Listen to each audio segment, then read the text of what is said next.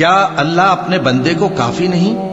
اور اے نبی، یہ تم کو ان لوگوں سے جو اللہ کے سوا ہیں یعنی غیر اللہ سے ڈراتے ہیں، اور جس کو اللہ گمراہ رہنے دے اسے کوئی ہدایت دینے والا نہیں، اور جس کو اللہ ہدایت دے اس کو کوئی گمراہ کرنے والا نہیں۔ کیا اللہ عزت والا بدلہ لینے والا نہیں ہے؟ اور اگر تم ان سے پوچھو کہ آسمانوں اور زمین کو کس نے پیدا کیا تو کہہ دیں گے کہ اللہ نے۔ کہو کہ بھلا دیکھو تو جن کو تم اللہ کے سوا پکارتے ہو، اگر اللہ مجھ کو کوئی تکلیف پہنچانی چاہے تو کیا وہ اس تکلیف کو دور کر سکتے ہیں؟ یا اگر وہ مجھ پر مہربانی کرنا چاہے تو کیا وہ اس کی مہربانی کو روک سکتے ہیں؟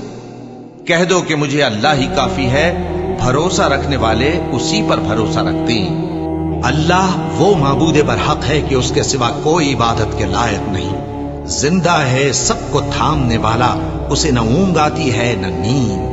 جو کچھ آسمانوں میں اور جو کچھ زمین میں ہے سب اسی کا ہے۔ کون ہے کہ اس کی اجازت کے بغیر اس سے کسی کی سفارش کر سکے؟ جو کچھ لوگوں کے روبرو ہو رہا ہے اور جو کچھ ان کے پیچھے ہو چکا ہے اسے سب معلوم ہے، اور لوگ اس کی معلومات میں سے کسی چیز پر دسترس حاصل نہیں کر سکتے۔ ہاں، جس قدر وہ چاہتا ہے اسی قدر معلوم کرا دیتا ہے۔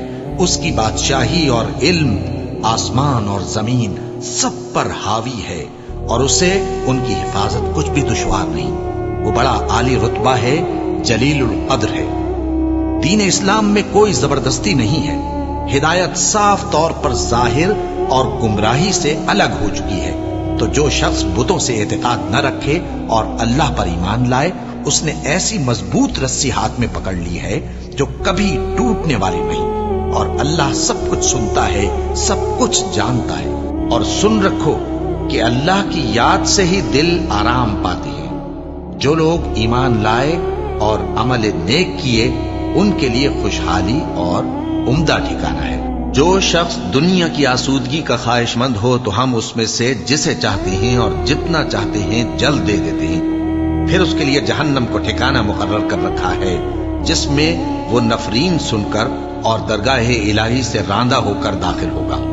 اور جو شخص آخرت کا خواستگار ہو اور اس میں اتنی کوشش کرے جتنی اسے لائق ہے، اور وہ مومن بھی ہو، تو ایسے ہی لوگوں کی کوشش ٹھکانے لگتی ہے۔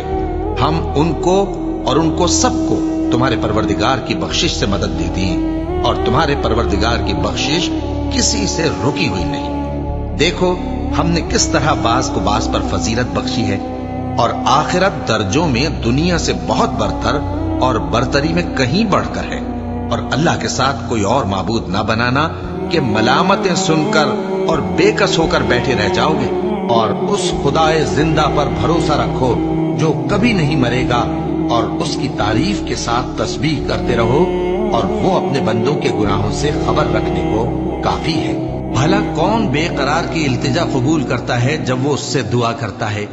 اور کون اس کی تکلیف کو دور کرتا ہے؟ اور کون تم کو زمین میں اگلوں کا جانشین بناتا ہے؟ یہ سب کچھ اللہ کرتا ہے۔ تو کیا اللہ کے ساتھ کوئی اور معبود بھی ہے؟ ہرگز نہیں، مگر تم بہت کم غور کرتے ہو۔ اے پیغمبر، میری طرف سے لوگوں کو کہہ دو کہ اے میرے بندو، جنہوں نے اپنی جانوں پر زیادتی کی ہے، اللہ کی رحمت سے نا امید نہ ہونا۔